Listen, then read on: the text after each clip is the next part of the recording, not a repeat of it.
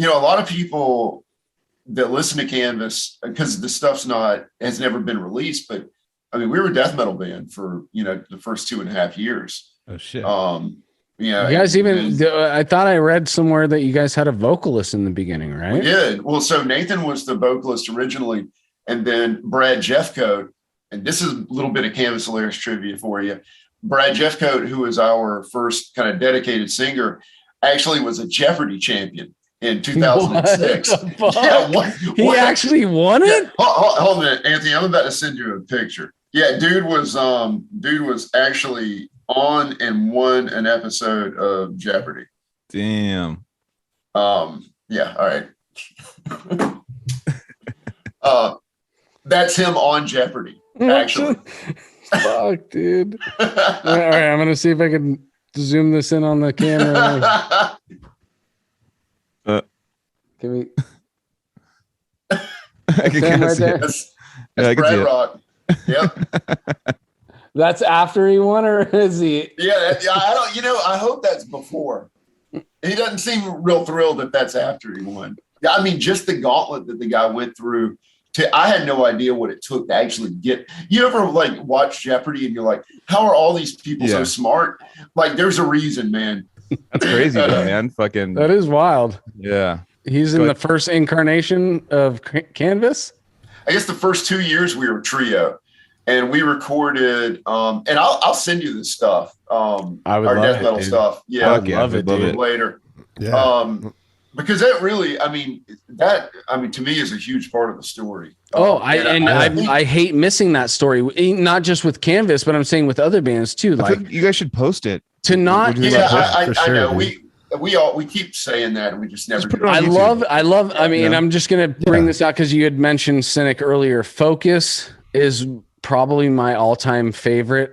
In the progressive death metal realm, but changed my life, man. If I didn't hear those demos, I don't think I would appreciate Focus as much as I did. Agree. Oh, yeah, even though I love those demos so much. And actually, like, if that incarnation just kept on going with that, I probably would have still loved it. But knowing that this is what they were doing before Focus just opened it up even more. So for you to say that there is like an earlier Canvas with a vocalist that's more death metal and shit, and I'm like, oh, dude, I gotta fucking hear that Portal demo or whatever. Yeah, fuck yeah. So we did 2 4-song demos in 2000. I think we recorded one in April of 2000, and then one in December of 2000.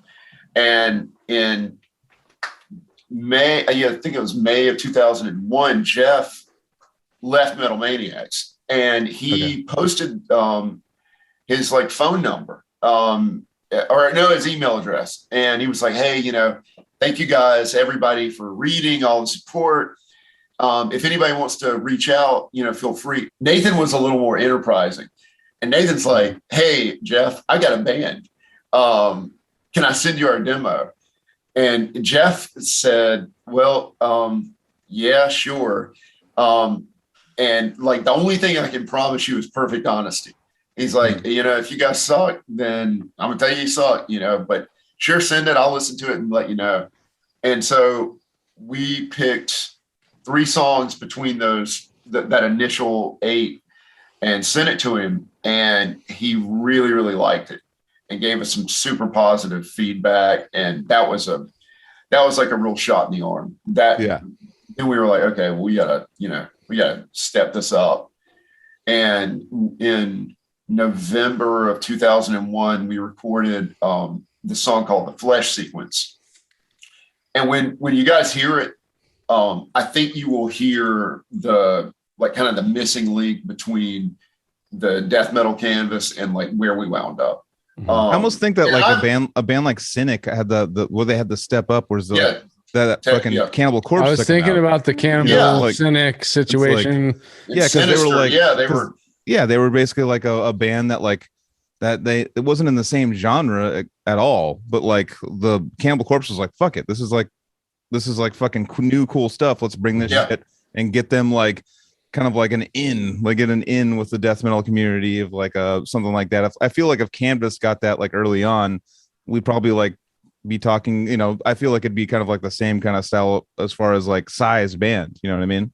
So I guess it was like May 2002. We just made a hard decision. Like, we're going to, like, nobody's buying our death metal. Like, so it doesn't really matter. Let's just do whatever we want to. And we were just like, let's just go instrumental.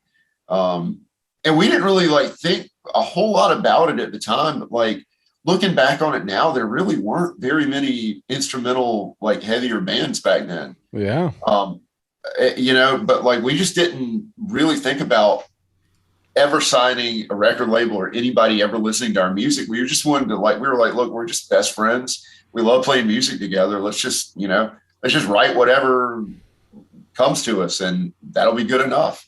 Yeah. And Matt Rosinski at Tribunal Records back then, died, bomb now. We're back working with Matt. He was just really stoked on this idea. These like young guys that were into Anacrusis and Mekong Delta and all this like weird 80s and early 90s like prog thrash and shit.